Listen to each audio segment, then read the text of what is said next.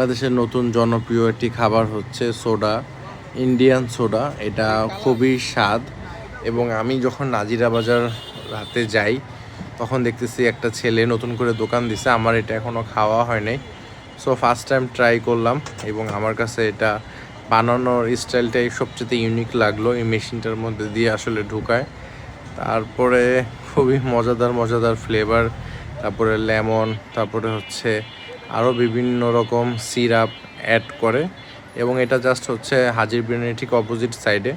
অনেকগুলো ফ্লেভার আছে কিন্তু দাম মাত্র রাখে 50 টাকা। সো আমার পাশেই হচ্ছে অনেকগুলি ভাইয়া ওনারা ট্রাই করতেছে। সো আমি দাঁড়ায় ওদের বানানোর স্টাইলটা ফলো করি। আমার কাছে আসলে খুবই ভালো লাগে। সো আমি আসলে যেহেতু একটু খাওয়া দাওয়া করছিলাম এই কারণে জিরাটা নেই, জিরা লেমন। আমার কাছে এটা স্বাদ খুবই মজা লাগে। এটারও দাম ছিল 50 টাকা। সো অনেক ঠান্ডা ছিল।